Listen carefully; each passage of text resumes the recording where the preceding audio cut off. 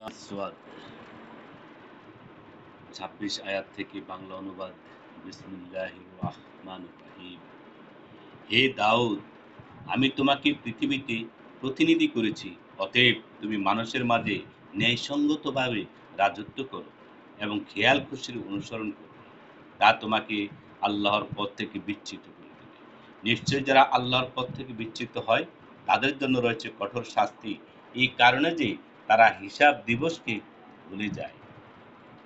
আমি আসমান, জমিন এ দুভয়ের মধ্যবর্তী কোনো কিছুই অযথা সৃষ্টি করিনি। এটা কাফেরদের ধারণা। অতএব কাফেরদের জন্য রয়েছে দুর্ভোগ, অর্থাৎ জাহান্নাম। আমি কি বিশ্বাসী ও সৎকর্মীদেরকে পৃথিবীতে বিপর্যয় সৃষ্টিকারী কাফেরদের সমতুল্য করে দেব? না, খোদাবিরুদেরকে পাপাচারীদের সম্মান খোদাবিরুদেরকে না না খোদাবিরুদেরকে পাপাচারীদের সম্মান করে দেব।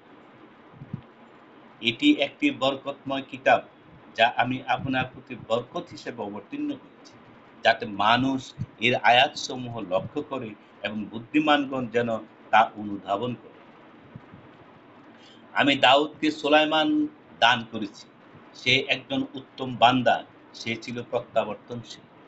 যখন তারা সামনে অপরাহ্নে উৎকৃষ্ট অশ্বরাজি পেশ করল যখন তার সামনে অপরাহ্নে উৎকৃষ্ট অশ্বরাজি পেশ করা হলো, তখন সে বলল, আমি তো আমার পরওয়ারদিগারের স্মরণে বিস্মৃত হয়ে সম্পদের মহব্বতে মুগ্ধ হয়ে পড়েছি, এমনকি সূর্য ডুবে গেছে। এগুলোকে আমার কাছে ফিরিয়ে আনো। অতঃপর সে তাদের পা ও গলাদেশে ছেদন করতে শুরু করল। আমি সুলাইমানকে পরীক্ষা করলাম এবং রেখে দিলাম তার সিংহাসনের উপর একটি নিষ্প্রাণ দেহ। অতঃপর সে রুজু হল। সুলাইমান বলল, হে আমার পালনকর্তা, আমাকে মাফ করুন এবং আমাকে এমন সাম্রাজ্য দান করুন যা আমার পরে কেউ পেতে পারবে না। নিশ্চয় আপনি মহাদাতা। তখন আমি বাতাসকে তার অনুগত করে দিলাম, যা তার হুকুমে অবাধে প্রবাহিত হতো যেখানে সে পৌঁছাতে চাইত।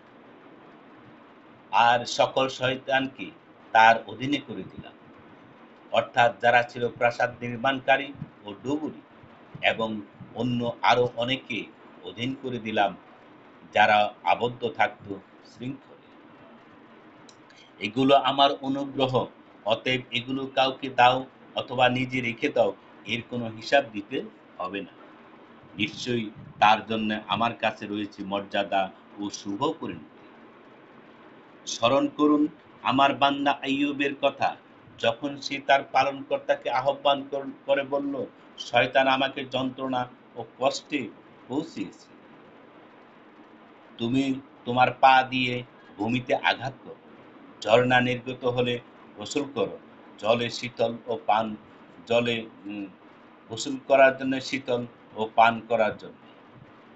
আমি তাকে দিলাম তার পরিজন বর্গ ও তাদের মতো আরো অনেক আমার পক্ষ থেকে রহমত স্বরূপ এবং বুদ্ধিমানদের জন্য উপদেশ স্বরূপ। তুমি তোমার হাতে এক মুঠো তৃণশলা নাও, তদ্বারা আঘাত করো এবং শপথ ভঙ্গ করো না। আমি তাকে পেলাম সবরকারী হিসেবে। চমৎকার বান্দা সে, নিশ্চয় সে ছিল প্রত্যাবর্তনশীল। স্মরণ করুন হাত ও চোখের অধিকারী আমার বান্দা ইব্রাহিম, ইসাক ও ইয়াকুবের কথা। আমি তাদের এক বিশেষ গুণ তথা পরকালের স্মরণ করা স্বাতন্ত্র্য দান করেছিলাম, আর তারা আমার কাছে মনোনীত ও সৎ লোকদের অন্তর্ভুক্ত। স্মরণ করুন ইসমাইল, আল ইয়াসা ও জুলফিকলের কথা। তারা প্রত্যেকেই গুণীজন এবং এই এক মহৎ আলোচনা। খোদা বিরোধীর জন্য রয়েছে উত্তম ঠিকানা তথা স্থায়ী বসবাসের জান্নাত। তাদের জন্য তার দ্বার তার দ্বার উন্মুক্ত রয়েছে। সেখানে তারা হেলান দিয়ে বসবে।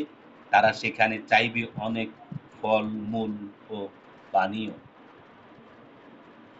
তাদের কাছে থাকবে আনত নয়না সমবয়স্কা রমণীগণ। তোমাদেরকেই এই প্রতিশ্রুতি দেওয়া হচ্ছে বিচার দিবসের জন্য। এটা আমার দেয়া রিজিক, যা শেষ হবে না। এটা তো শুনলে। এখন দুষ্টদের জন্য রয়েছে নিকৃষ্ট ঠিকানা তথা জাহান্নাম। তারা সেখানে প্রবেশ করবে, অতএব কত নিকৃষ্ট সেই আবাসস্থল। এটা উত্তপ্ত পানি ও পুজ, অতএব তারা একে আস্বাদন করবে। এই ধরনের আরো কিছু শাস্তি আছে। এই তো একদল তোমাদের সাথে প্রবেশ করেছে, তাদের জন্য অভিনন্দন নেই, তারা তো জাহান্নামে প্রবেশ করবে। তারা বলবে, তোমাদের জন্যও তো অভিনন্দন নেই, তোমরাই আমাদেরকে এই বিপদের সম্মুখীন করেছ, অতএব এটি কতই না ঘৃণ্য আবাসস্থল।